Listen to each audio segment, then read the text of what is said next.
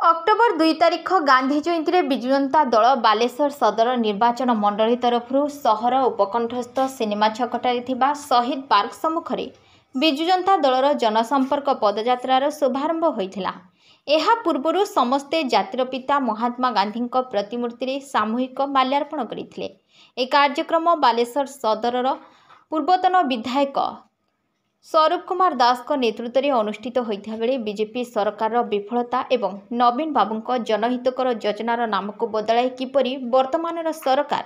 बाहा बाहा नेउचंती से कथा को लोकों पाखरे पहुंचाइबा श्रीजुक्त दास कर्मी मानक आह्वान देइथिले। जिला बीजेडी सभापति तथा पूर्वतन मंत्री ज्योति प्रकाश पाणिग्राही जोगदे एही 3 मासरे जनसाधारण जानी सारिलेनी ए बीजेपी सरकार कौन एवं पूर्वर बीजेडी सरकार कौन यह कथा को घर को घर पहुँचाई समस्त कर्मी एक मनरे कार्य करने दरकार। सांसद प्रार्थी तथा बीजेडी नेत्री डॉक्टर लेखाश्री सामंत सिंहार जोगदे बीजेपी दल किपरि जनता को मिछ कही भोट हाथेछि से कथा को आमे समस्त को जणाइबा सह नवीन बाबू विकास कथा जणाइबा। एही अवसर में फांडी छक एवं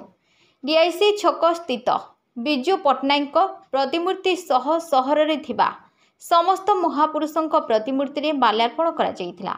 ए कार्यक्रम में अन्यमानक मध्य जिला बीजेडी साधारण संपादक रंजन बाग, म्युनिसिपालिटी उपाध्यक्ष कैलाश सेठी, पूर्वतन उपनगरपाल मनोज राउत, जिला परिषद सभ्या सोनाली विश्वाल, सदर ब्लॉक बीजेडी सभापति बसंत पंडा, राज्य बिजु युव जनता दलर साधारण संपादक धीरेन नायक, राज्य बिजु छात्र जनता दलर संपादक विभुदत्त परिड़ा, काउंसिलर मीता पट्टनायक, मिराज बानो, शशिरेखा महांती, शेख आयब, कार्तिक साहू, पूर्वतन काउंसिलर साकिर खान, धनंजय जेना, संजय बेहरा, नलिनीकांत दास, ऋतिक जी, अशोक आढ़, जगन्नाथ महाराणा, अशोक दास, सोनिया मुर्मू,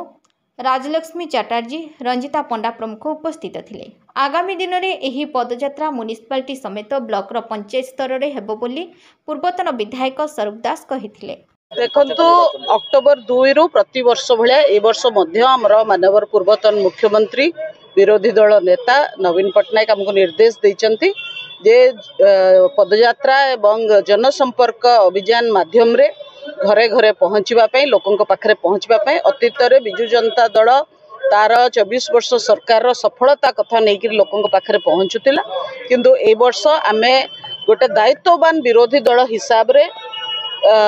लोकों पाखरे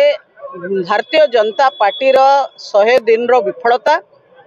जो भली भाव में बीजेपी मिछ कही भंडेई लोकों को भूतेई सरकार को आसीची सी सुभद्रा योजना कथा हो 3000 टंका भत्ता कथा हो 300 यूनिट मागणा बिजुली कथा हो सबू कथार गोटे यू टर्न नहीं गोटे प्रकार कही सरकार को आसिले करेंगे किंतु सरकार को आसला पर आम से भली आभिमुख्य देखुना केवल गोटे क्षमतार रही आसीचंती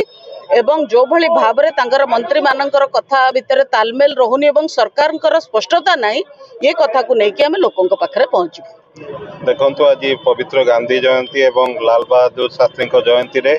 विजु जनता दल प्रत्येक वर्ष परी शुभारंभ करिछि पदयात्रा जो दुईटी फेज रे हम 2 तारिख रु 6 तारिख एवं 21 तारिख रु 30 तारिख पूजा पाई किछि दिन बंद करा जायछि एवं ये प्रक्रिया रे निर्वाचन मंडली स्तरीय जोन रे किंबा ब्लॉक स्तरीय एवं सदर महकुमा रे मध्य परिवार योजना अछि। तो कौन भावुं लोकों सहित केते जोड़ी हम पुणी बीजेडी देखु विजु जनता दल सब लोकों हृदय अच्छी आम अधिका भोट पाइचु नंबर आमर कम हो किंतु भोट अधिका पाइचु तेणु माननीय पूर्वतन मुख्यमंत्री जे समस्त प्रिय नेता नवीन पट्टनायक से तांकर आह्वान क्रमे आम बर्तमान जीवु एवं विरोधी दलर जो दायित्व आम बहन करी लोकों पाखे सरकार विफलता को जणाइबु। देखो विजु जनता दल सुप्रीमो तथा पूर्वतन मुख्यमंत्री माननीय श्री नवीन पट्टनायक महोदय आह्वान क्रमे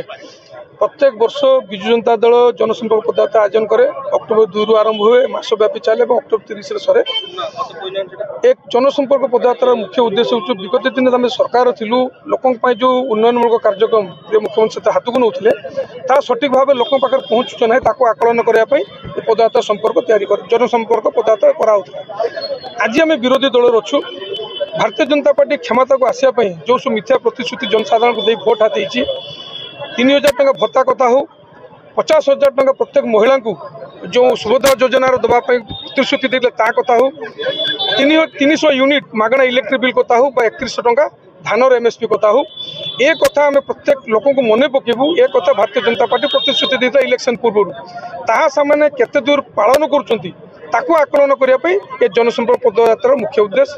जनसाधारण हितपाई सबुदिन विजु जनता दल कार्यक्रम कर दल लोकों सबुदिन खटी चलती ओडावासी सबुदिन परिश्रम कर मुख्य उद्देश्य हूँ जिते पर्यंत भारतीय जनता पार्टी जो प्रतिश्रुति दे जनसाधारण को जिते पर्यंत पूरण न कर विजु जनता दल यही प्रकार जनसंपर्क पदयात्रा कर लोक सचेतन कर लोकों हक आम लड़ू।